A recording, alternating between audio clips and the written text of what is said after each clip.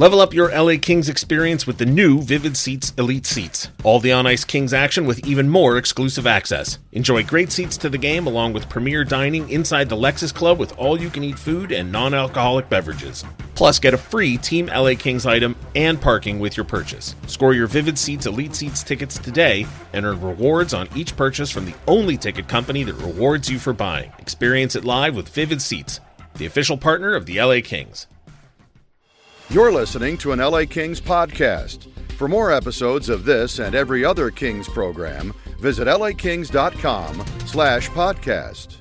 You're listening to All the Kings Men, the official podcast of the LA Kings. Now, here's your host, Jesse Cohen. Welcome back, Kings fans. I am Jesse Cohen. This is All the Kings Men. This is the 99th and final episode of this season of All the Kings Men. Next week will be the season premiere of the new season of All the Kings Men, which will be the 14th season by my count. In this episode, Zach Dooley and I reset the table at the end of the postseason so that next week we can roll into the rookie showcase and then training camp.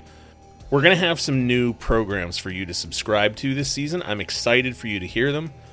Keep your eyes and ears open because we're going to be giving you even more opportunities to consume LA Kings content. Thanks for listening to another season. I hope you keep listening in the future. Go Kings, go. All right, joining me today, Zach Dooley. How are you doing today, Zach? Jesse, I am doing well. Welcome back to us both. That's right. We took an episode off. I took a 6-day weekend, basically. This episode is technically the season finale of the 2023-24 season. Next week will be the season premiere of 24-25. So even though there won't be much new information in this episode, this is just a final recap of the offseason, and so we're revisiting the top 10 questions that were facing the Kings at the beginning of the summer. Next week, we've got rookie showcase at the end of the week, so... Shutting the door on last year. Yeah. I mean, there's really only forward, one right? unresolved matter, and we'll get to that later. So starting out, again, will Jim Hiller return as head coach? What will his staff look like? Jim Hiller will return as head coach. Assistant coaches DJ Smith and Newell Brown. Samson Lee is the video coach. Mike Buckley is goaltending coach. Very few changes from last season. The addition of Newell Brown being the primary addition. Yep. Jim, makes sense to add that type of guy. Jim Hiller was the power play guy, was the forwards guy. That makes more sense, to bring in a guy like that to replace him. I think DJ Smith took on a lot of that last year. His experience is more with the back end, so Kings will reshuffle a little bit, but at the end of the day, it's Jim Hiller's show. We talked with him at the beginning of the summer, and he promised some form of change, and we're not that far away from kind of seeing what that change actually is on the ice. And we talked about it when he was hired, but I do want to sort of reintroduce it as a concept. Newell Brown, to the best of my research, responsible for the introduction of the slingshot play on the power play around the league. To the bane of your existence. Yes, a lot of people, including myself, find it boring. Part of the reason I find it boring is that everybody does it now, but the reason everybody does it is because it's successful. Right. So, if nothing else, he changed the game. Hey, we'll take it. Innovator. Yeah, exactly. Newell Brown, innovator. Which prospects this is question number 2, which prospects will get an ELC or begin their professional careers? Still remains to be seen. This question may get rolled over into our preseason content, but Jacob Dvorak, Cohen Zeimmer, Angus Booth are all eligible to play for the Ontario Reign this season. Unclear if they actually will. Angus Booth will. Zeimmer and Dvorak, unclear. Yep, could play junior or could play with Ontario. And Kaleb Lawrence and Aatu Jamsen, it looks very much like will play for the Ontario Reign this season. That's the list I had. 5 prospective new pros, and talking with guys like Zeimmer and Dvorak over the summer between myself and Jack Jablonski, it seemed like 2 guys who kind of want to see let the cards fall as they may. They come into camp, you see how it goes. Can they earn a spot that makes sense for their development in Ontario? Because if you're going to come into Ontario and you're Cohen Zeimmer and you're the 15th forward, probably doesn't make sense to be there, right? But if you're going to be an everyday lineup guy, maybe that is the best place for him. So wouldn't be surprised for either guy to see him in juniors. Wouldn't be surprised to see them in Ontario, but they'll both be at rookie camp. They'll both be at main camp. So on a very long drive I had recently, I listened to Kings of the Podcast when they had Mark Yannetti on. Mm-hmm. And although the host of that program pretended not to know who I was, I will go ahead and plug their show. Mark Yannetti, talking about Cohen Zeimmer, said he could come up with 25 reasons that he should play in Ontario, and he could come up with 25 reasons that he shouldn't. He had suffered an injury last year, so he did not get the full juniors experience that maybe they would expect or hope for him. So thrusting him directly into a professional environment this year may be faster than they hope to. But ultimately, that's not a decision for Mark Yannetti to make. He was just weighing in on with his personal opinion. It was interesting when the Kings drafted Cohen Zeimmer to hear what Yannetti had to say, which was kind of a kid who didn't have the pro side of the game down, like a very good player, a lot of things to like. But the quote was something along the lines of like, he has the right amount of weight distributed in all the wrong ways, which was something he said, like they've drafted other players who have found their way, like a Toffoli, who kind of had similar issues. Really good player, good kid who just hadn't figured out that pro side of the game.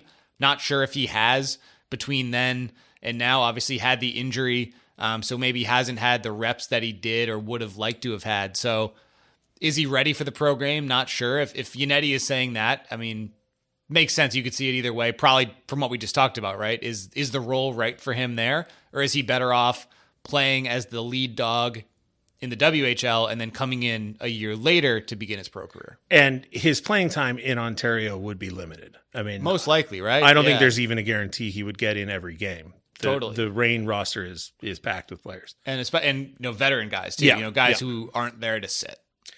So the next question is, what will Quinton Byfield's contract look like? It's 5 years, $6.25 million AAV. That's what he gets. I should say that's what his cap hit is every year. I think he should leave when he's like, that's my quote. Even if I do a bad job, I still get the other $2 million. Quinton Byfield not going to do a bad job, but I mean, we hope 6.25. That's his quote. And if he is as good as he was, well, let me rephrase that. If he was as productive as he was last season, that feels like about right. If he's more productive, which I think there's every reason to expect that he could be, that number could very quickly enter Adrian Kempe value like territory. Yeah, agree. I love the player. Yeah, would have loved to have seen him sign. Be here as long as his career lasts. Right. I think that's just my opinion of him is so high. That's the goal, right? Is that by the end of it, 6.25 is a discount, and you're talking about how you have to overpay him a little bit on the next deal because he outperformed this deal.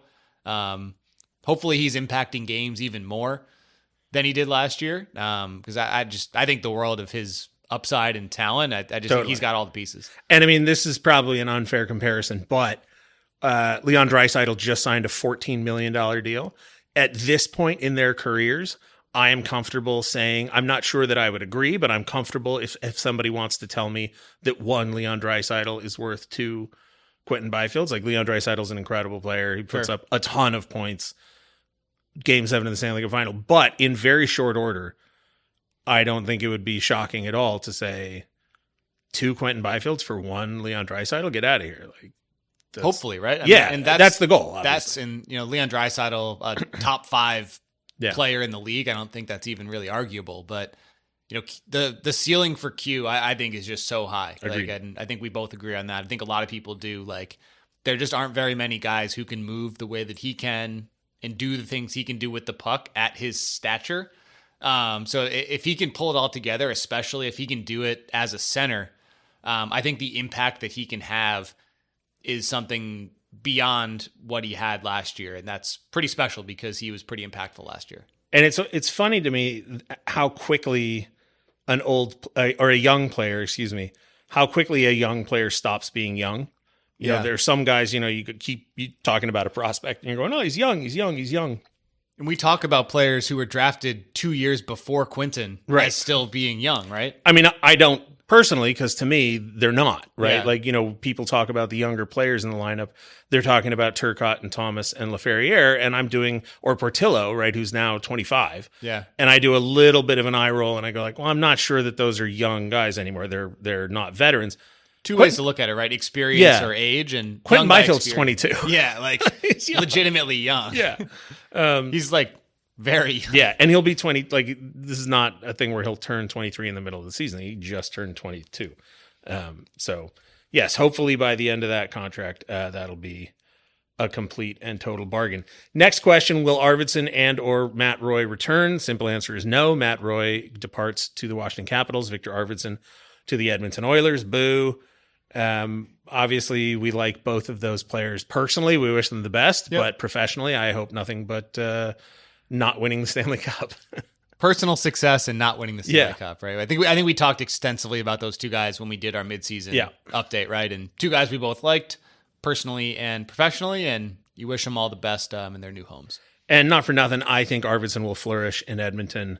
Every reason to think so, right? Yeah, Washington's a little bit of a murkier prediction, but Matt Roy should be just fine. Hard to believe he won't be Matt Roy, no matter where he goes. And Edmonton feels like a good home for Victor Arvidsson. It's really going to hurt my feelings if he has a great season. Yeah, it really does. I mean, no one likes Victor Arvidsson more than you, but I loved watching him play. He was a good player. Question number 5, who will the goaltenders under contract be at the end of the summer? Darcy Kuemper, David Rittich, Phoenix Copley, and now Eric Portillo. Most likely, Copley and Portillo will begin the season in Ontario. And I should add that Carter George also signed an ELC. And Dryden McKay signed an AHL contract. He is available for the Ontario Reign, not the LA Kings. Right. So you'd have to, all signs point to Kuemper Rittich with the Kings. And like you said, Portillo, Copley with Ontario. I think the one question mark is, where is Phoenix Copley at? ACL reconstruction in early January. That puts him at about 9 months, which by my WebMD research says the front end of a 9 to 12 month recovery time. You have to wonder. He was skating at the end of last season. He was, and he is a freaky kind of athlete, like among athletes even. Like that's a well-built. And I have seen him around the building. He is. Yeah. He's getting ready. If there's a guy who I'd say he's ahead of schedule, he's the guy. But it's good to have a Dryden McKay in camp who's not 22, who you could say he could play in the AHL as the backup to Portillo while Copley gets up to speed. Good to have a guy like that, I think. Just considering Copley hasn't played a competitive game, it'll be 10, 11 months by the time he gets to that point, and that was a pretty serious injury. And the Kings have a pretty strong track record over the last few seasons of, I don't know if overstocking is the right word, but healthily stocking depth. Yes, the goalie position. And so even if Dryden McKay does wind up playing for the Greenville Swamp Rabbits, it's not out of the question that they might acquire another player to play in Ontario, or not in Greenville. And if an injury were to occur or something else, if with Kuemper or Rittich and either Copley or Portillo are called up, or frankly, as it comes down to the Phoenix Copley thing, when he was originally signed, it was to be an insurance policy in Ontario. They cashed that insurance policy in when he was swapped with Cal Peterson. But now Eric Portillo has a 3-year contract. The first year is a 2-way deal, meaning if he plays for Ontario, he will make less money than if he plays for the Kings. The second 2 years of the 3-year deal are 1-way deals, which means he gets paid the same amount no matter what, which is a tip of the cap to the idea that they anticipate him being ready for the NHL sooner than later. Yeah. But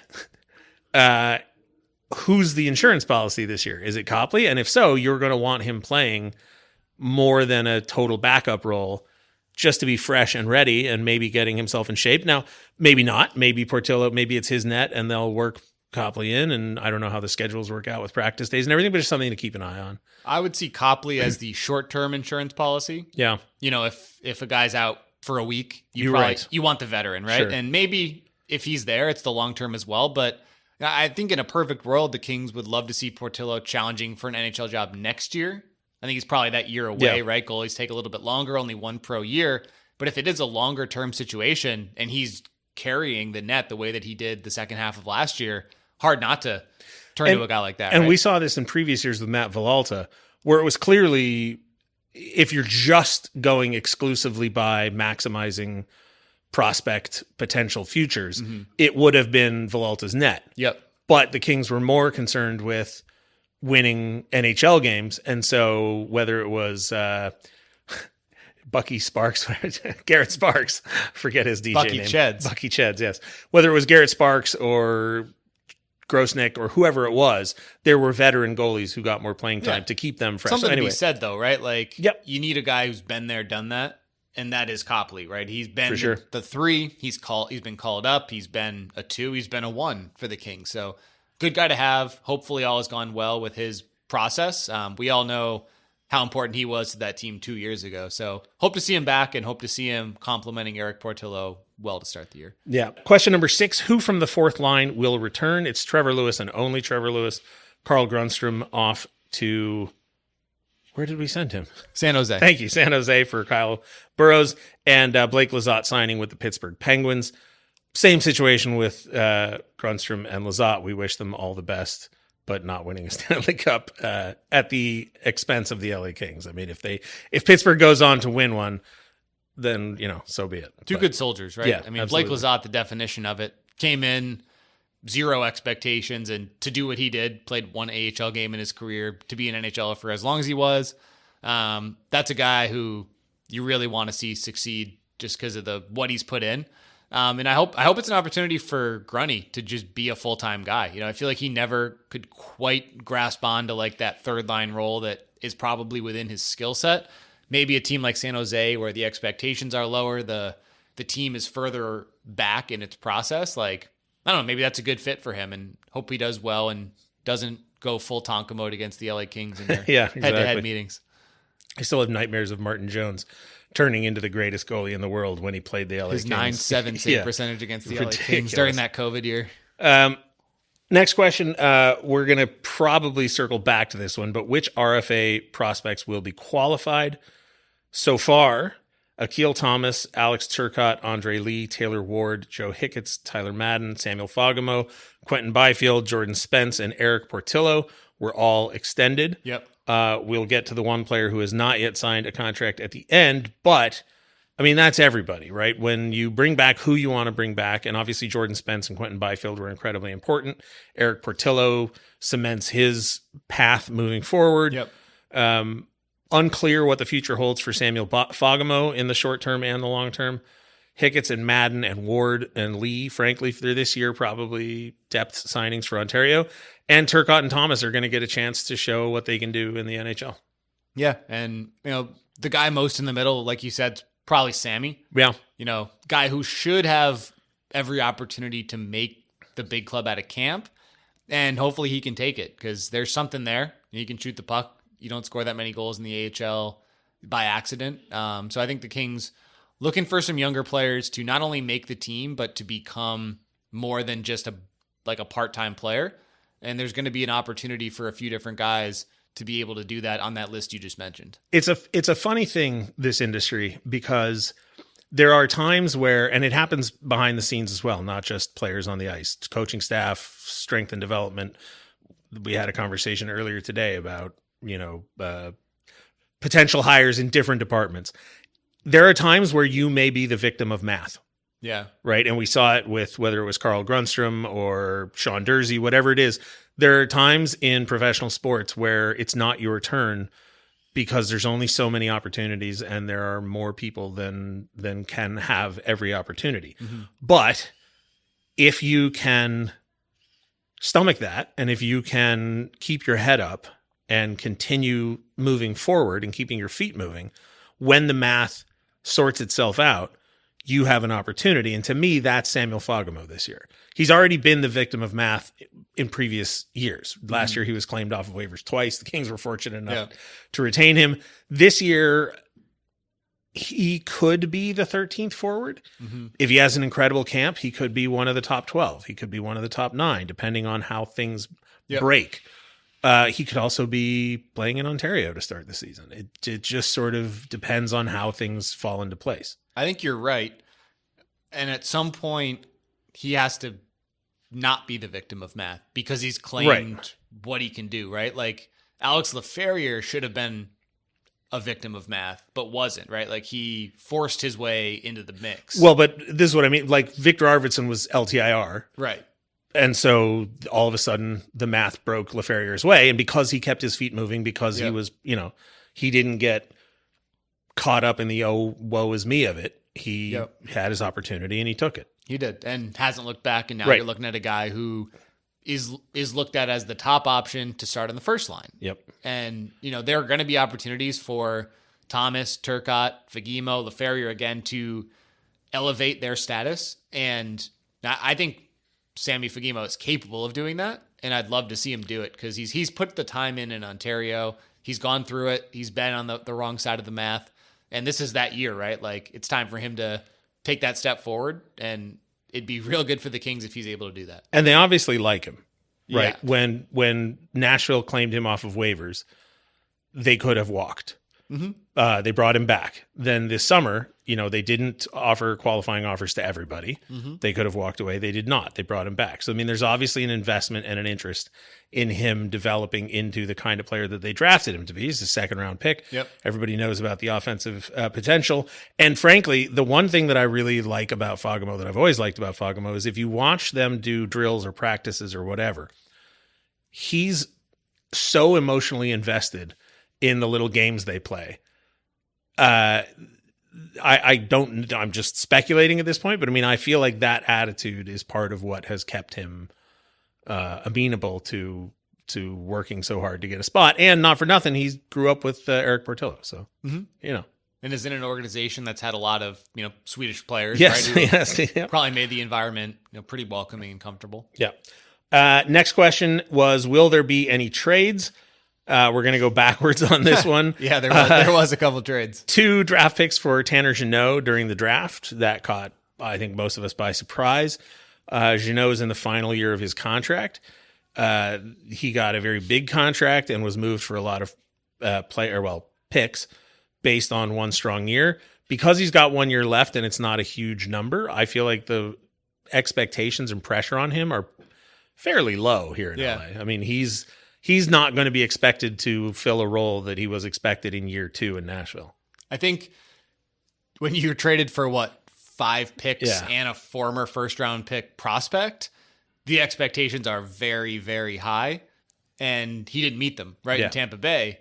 But we were watching his YouTube video a couple weeks ago, and it was just, he goes to a certain area of the ice that the Kings want players to go to, and that seemed to be where he scored the bulk of his 20-plus goals a couple of years ago. So it's a price to pay. A second-round pick is not nothing. But the Kings clearly wanted to acquire a certain kind of player, and whether you like it or don't like it, he fits that kind of player. He certainly does. The other trade that also fits this mold was Carl Grundstrom for Kyle Burroughs. And, we talked to Ed Egros this summer about a lot of the newer players. He referred to it jokingly as a cultural revolution. A lot of the players the Kings brought in this summer are known for truculence. And those two guys are top on the list. Yep, for sure. I mean, Kyle Burroughs was very high in the league in hits last year. He played a pretty big role on a really bad team. So it's hard to kind of evaluate, if you're the third or fourth guy on the team, the worst team in the league, what are you on a better team? I think he's a guy who is going to have a really good chance to make the NHL roster. He's been a bubble guy at times, but I think he's got a good chance at making the team, and the Kings know he can play, right? We don't know exactly at what level, what role, how many minutes, but we know he can play minutes in the NHL.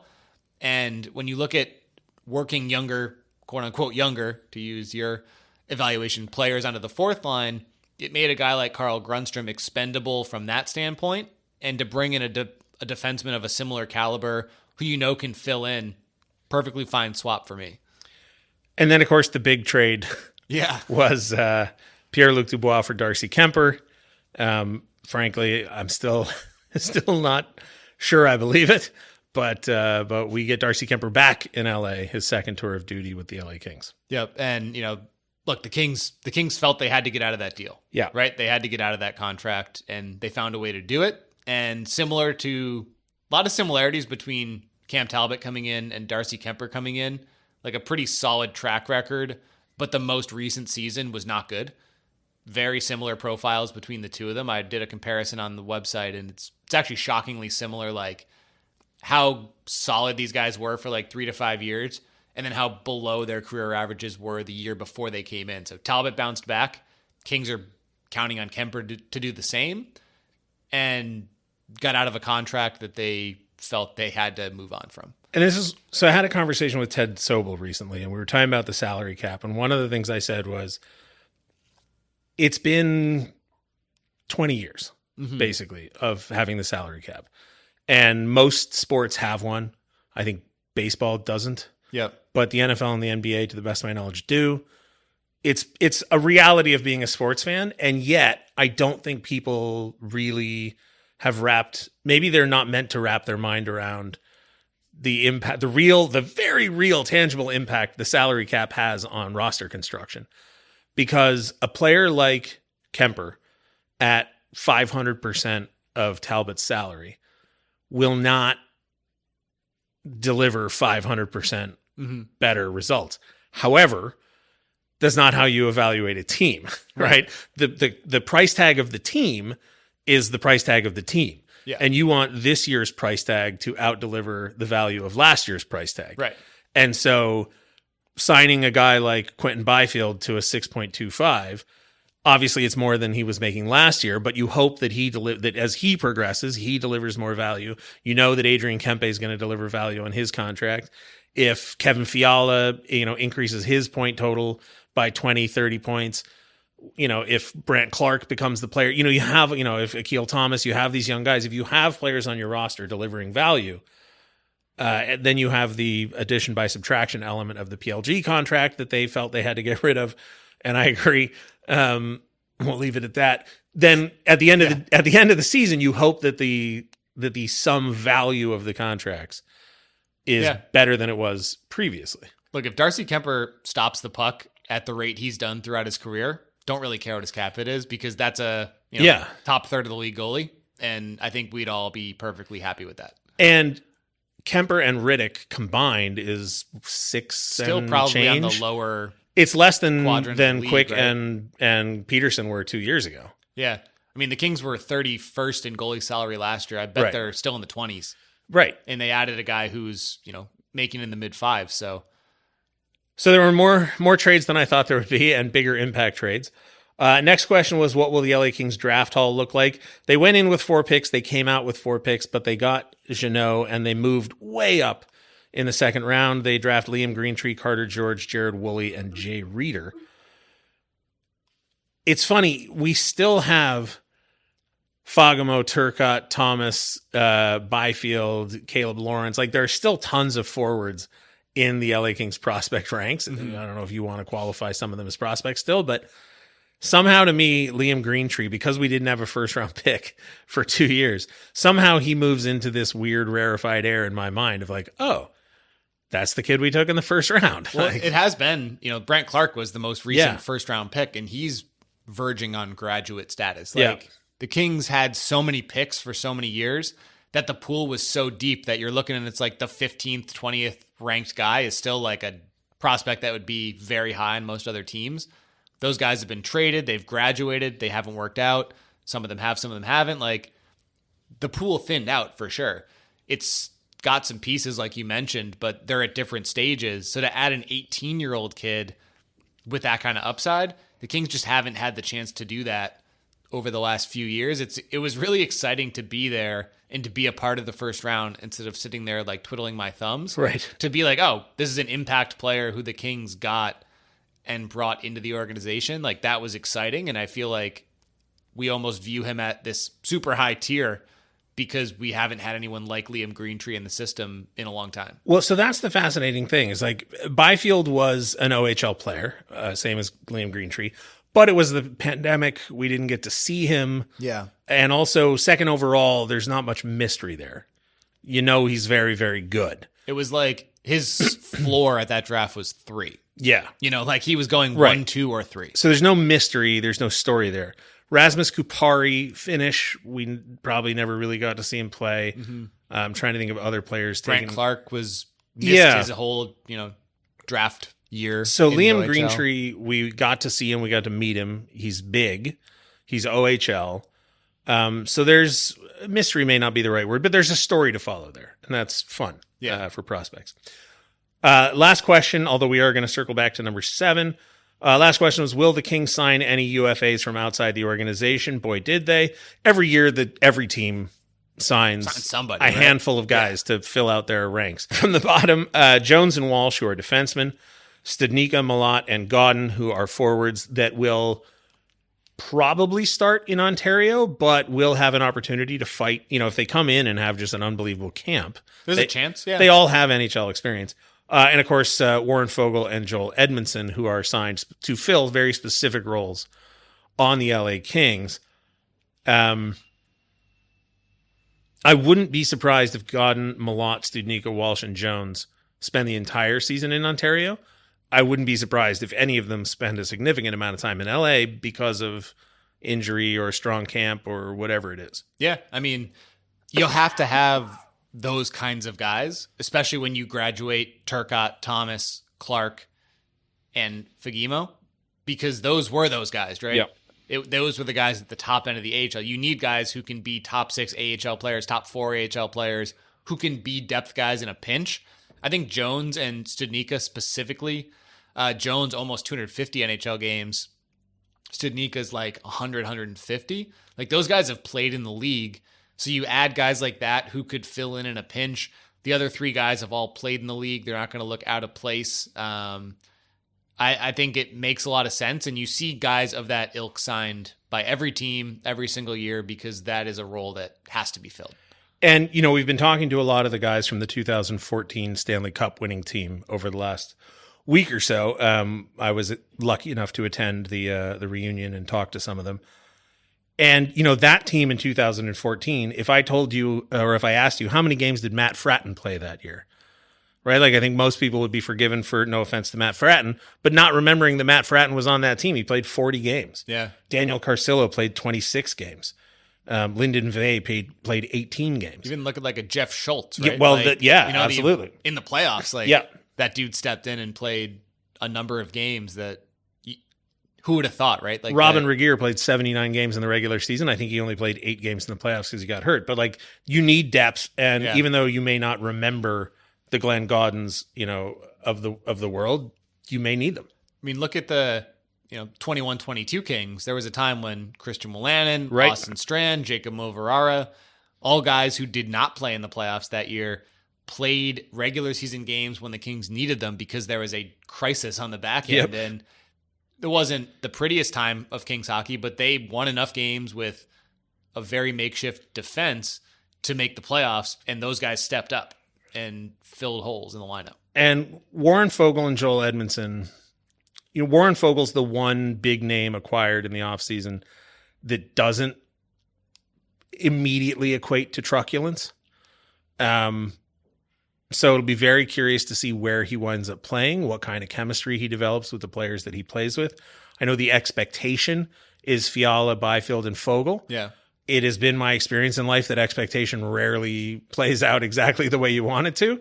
So who knows? I think he's the kind of guy who could slot in to any of the pairs and be cool.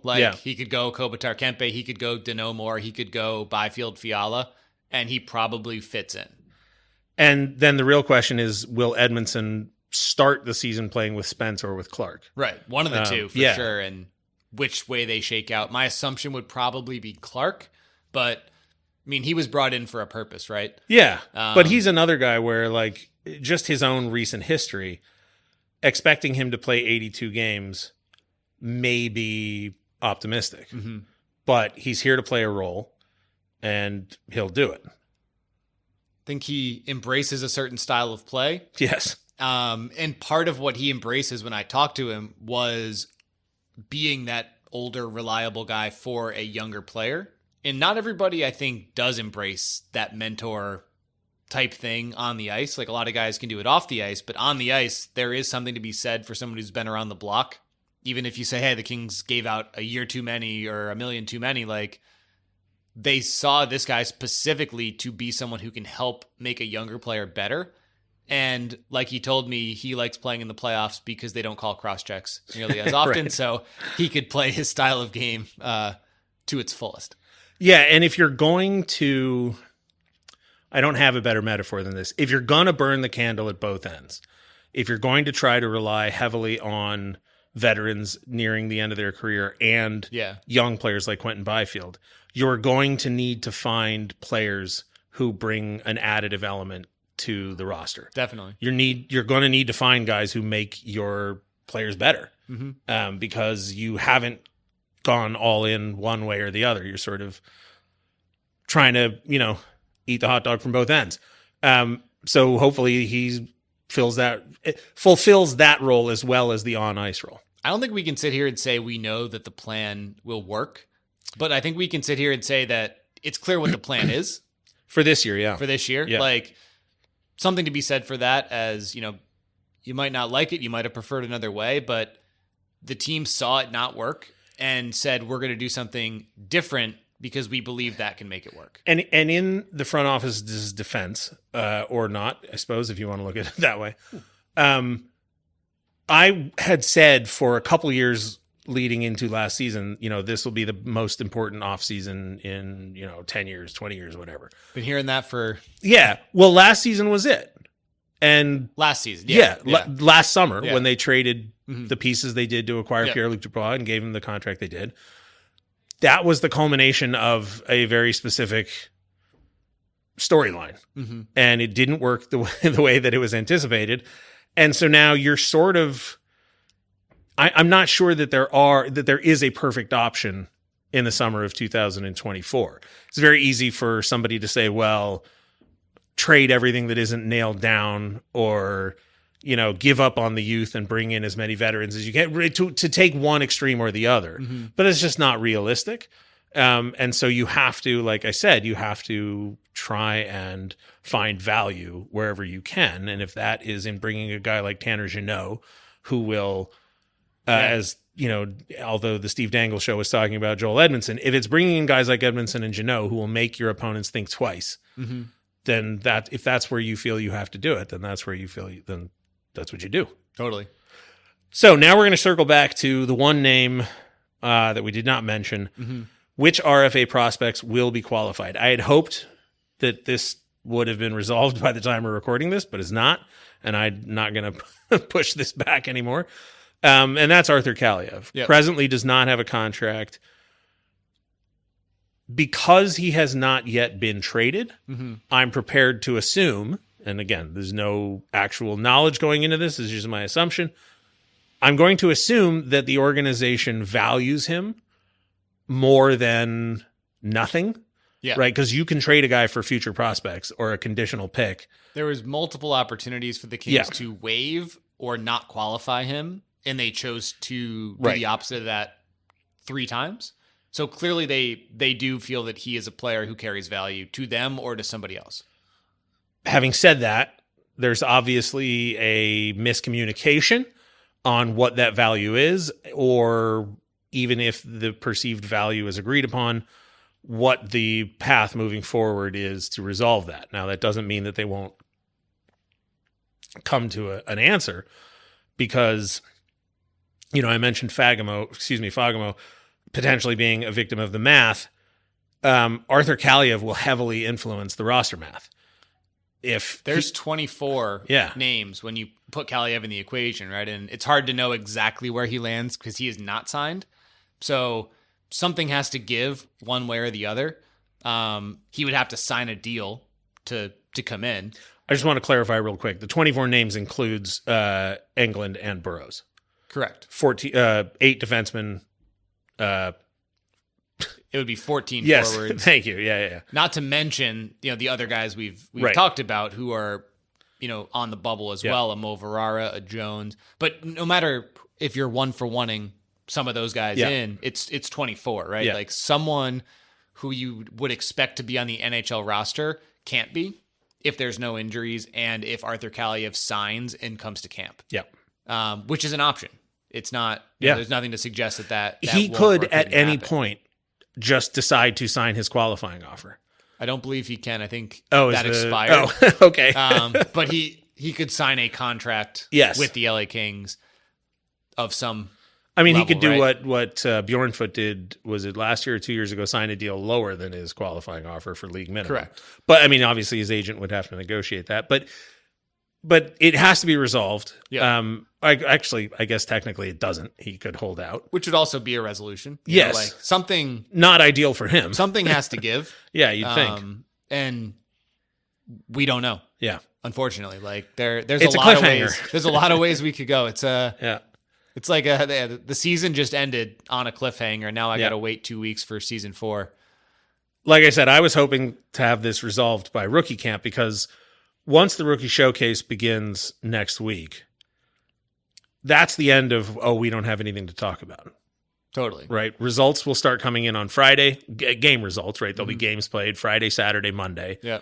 Then there'll be, 2 days, 3 days between that and the start of training camp. And once training camp starts, we'll get all these interviews and, how was your summer and who's going to play on what line and what do the power play look like? And we'll hear from Jim Hiller and, there's games, there's practices, there's something going on. You guys will head off for Quebec, right? and then, that'll be it until July 8th of 2025. Yeah. So my hunch, not based on anything at all, is that Arthur Kaliyev this story will resolve itself before the start of training camp, which is probably the 18th, 19th, or 20th, somewhere in that window. The first preseason game is September 23rd. We're about 2 weeks, from camp. At this point, the clearest path forward would seem to be finding a way to make it work, which is signing a deal, coming to camp, and making it work. Talented player, can clearly play, right? And that would probably require both sides to come together. But we've got 2 weeks, and like you, is hopeful it might come to a resolution before that. But that's where we're at. There's one player unsigned, camp's in 2 weeks, and something's got to give. And I do want to acknowledge the complication because for whatever reason, Arthur Kaliyev and the LA Kings, their relationship soured at the end of last season. And so I've heard a lot of talk about, maybe, clean slate, fresh sheet, new beginning. It's Jim Hiller's first season as a proper head coach. Even if that's the case, the roster is pretty well constructed without any holes. Samuel Fagemo is the 13th forward. If Arthur Kaliyev is not with the team for whatever reason at the beginning of training camp, I'm looking at my prospective roster right now, and Samuel Fagemo is the 13th forward.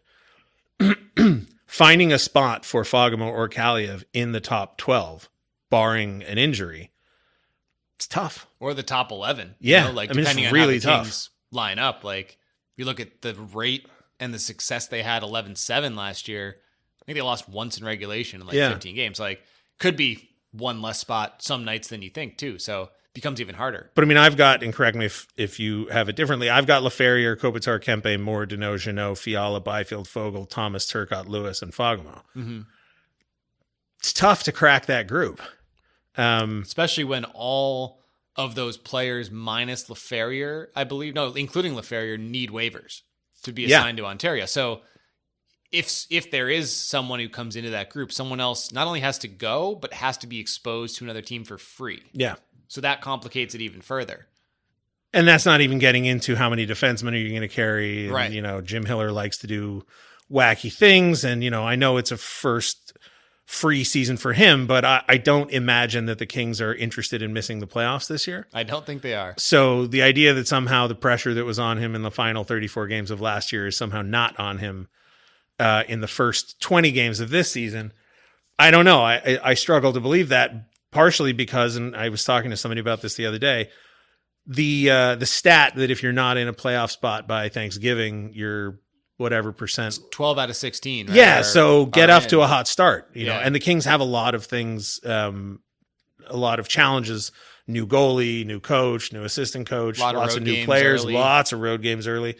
So, yeah, it's going to be it's the only difference. The pressure to me is the same. The only difference is a training camp to implement his way. Yeah. So I don't think the pressure, you're right. I don't think it's any less at all. No. I think it's just, okay, he has a runway to get to where he might see things going that he did not have in February. But the pressure is on. This is the mandate is still the mandate. Teams averaged over 100 points the last 3 years. When you average it out, you can't take a step back. The Kings don't have the time to take a step back when you look at where their veterans are in their career. Working in their favor is that there are probably 2 or 3 teams in the Pacific that aren't in a competitive phase. They're still in a rebuilding mode. Anaheim and San Jose, even if they had incredible improvements on their records, they're still getting into the low 80-point totals. Calgary, unclear what's going to go on with them, but who knows. Vancouver and Vegas, question marks. I would expect them to be very competitive. Seattle as well. Yeah, Seattle's in my mind a tier lower. Like Edmonton, Vegas, and Vancouver made the playoffs last year. Yep. I imagine Edmonton will make the playoffs this year. Edmonton is clearly on paper the best team in the division. Agree. Vancouver and Vegas, you could tell me that they challenged for the division title, and you could tell me that they missed the playoffs, and I'd get it either way. I mean, a lot of times you see those teams who have 1 year massive jumps have a regression, and Seattle's one of those teams. They did, right? Like they had that huge year. They made the playoffs. They won a round, and then they missed handily. Yeah. Now they're young enough. They have a small enough track record that it's impossible to tell which is the which is the deviation, which is exactly. Same with the Canucks too, right? Like new coach, new system, same players. Way more wins. So, like I said, challenges for the team. It's going to be very difficult for all these players to crack a lineup. But again, Godin, Malott, Studnicka, Ward, Madden, Hellenius, Lee. There's a ton of guys fighting for those spots. And every year, right? There's one guy who sticks around longer than you think, or who makes the team, or who you leave camp saying like he should have been on the team over there. Like there's always one guy. And let's do this now, just because it's new information. The new numbers were announced. Yep. So Alex Laferriere gets a proper number 14. Tanner Jeannot takes number 10. Warren Foegele, no surprise, takes number 37. Samuel Fagemo takes number 19, which is a crazy number. I know he was number 11 throughout his career, and no one will ever wear number 11 again for the LA Kings. So it's just must have been best available situation. Yeah, interesting choice. Jack Studnicka, number 53. I'm assuming that's a training camp number. Unclear, right? Yeah. Because I was looking this up today, and his most recent 3 numbers were 23, retired, 18, retired, and 16, retired. Bummer. So the only other number he's worn in his career was 68. Is it possible that those 3 numbers added together is 53? That's a great point. I didn't do the math. No, I didn't either. Maybe. It's an odd number. Yeah, and then also interestingly... No, it's 57. Oh, okay, well, close enough. Akil Thomas wearing number 26, which we'll have to get to the bottom of why that is. Another one that doesn't like his number. I think he was 44 in juniors. He was 14 in Ontario, and those numbers both not available. Yeah. Kyle Burroughs number 7, Joel Edmondson number 6, and I think that's it. Two notes that I found when looking stuff up here. Darcy Kuemper 35. Yes, I saw that tweet. The last player to wear number 35 was Darcy Kuemper. Yeah. And the only player in Kings history to wear number 84 is Vladislav Gavrikov, which was Tanner Jeannot's only NHL number coming in. So he couldn't wear 84, which is the only number he's ever worn because Gavrikov has it. No one in Kings history had worn 84 before Gavrikov. It's funny. If you pick a random guy and ask me what number he wore, there's a 50-50 chance that I'll, if from when I paid attention, there's a 50-50 chance I'll know. Like there's some guys I know, there's some guys I just don't know what number they were, like. For whatever reason, I know that John Zeiler wore number 13. I don't know why. Of course, yeah. But there's going to be a ton of guys that if you ask me, I don't know. Yeah. However, goaltenders, because the window of numbers that they usually wear is much smaller, so narrow, it's funny that like you're basically 29 through 35 with the occasional 40 deviation. Yeah, or like number 1. Or 1, yeah. But basically that's the window. And so Darcy Kuemper, 35, you're like, okay. Yeah. I knew that. Tracks. yeah. Like, because it's never going to be 32 again. Yep. And never going to be 30. Yeah. So I mean, Kings are really 29 to 40 with 2 gone. Yep. Then there's 1. Yeah. And like, not many. Jonas Korpisalo wore 80, but there's always a weird 70. But different. There are outliers, but generally speaking, first digit's a 3. Yep. And almost always. Darcy, I want to see a goalie wear like number 6. Like Julie the Cat Gaffney, number 6. Like, just give me a random goalie in a player's number. I wonder if we'd even allow it. I don't know. I mean, I don't know what the rules are when it comes to goalie numbers. Like, but if a goalie, like if Igor Shesterkin is like, hey, I'm forcing a trade to you, but I get to wear a number that is, like, I get to wear 6. I get to wear number 28. Or, not a retired number. 17. Like, yeah. Yeah. Like a number that's not a goalie number. Yeah. Like, we would say yes. You'd have to. The Kings would definitely allow it. And just for you, I've got the Kings currently at 46 roster spots, and that includes 4 players who are slide eligible: Carter and Greentree. Excuse me, George and Greentree, who will. I mean, they'll. Slide. I will say, I saw a tweet today where the St. Louis Blues are at 50 contracts. So hey, hamstrung by the rules of society. Is that with or without Torrey Krug? You're gonna be all the Blues men here in a sec. Torrey Krug, I imagine, would not count, right? I don't know. I don't know either. I don't know. That's going to wrap it up for this off season of All the Kings Men. Next week, we will be season premiering the new season of All the Kings Men. And I'm just going to tease you with this before we go. There will be a number of new podcasts for you to listen to, including Kings Talk, which will now be its own downloadable, subscribable podcast, which you can hear the morning after every game. We will have more information about all of those things as they become available, but we are going to try and bring you as much content as possible, fully correct as always as we can. Long time in the making. I think you and I have talked a lot about these over the years, so exciting in a month or so to be able to like bring some of these ideas to life. And finally, if you hate Jesse, you can listen to somebody else talk about the other Kings. Listen, you can back me up on this one. We were with iHeart and we had a 24-hour schedule to fill. I said, if you don't like me, you shouldn't have to hear my voice constantly to be a Kings fan. You did say that a number of times. Yeah. All right. Thanks for listening, Kings fans. I hope you enjoyed your summer, and next week, real hockey.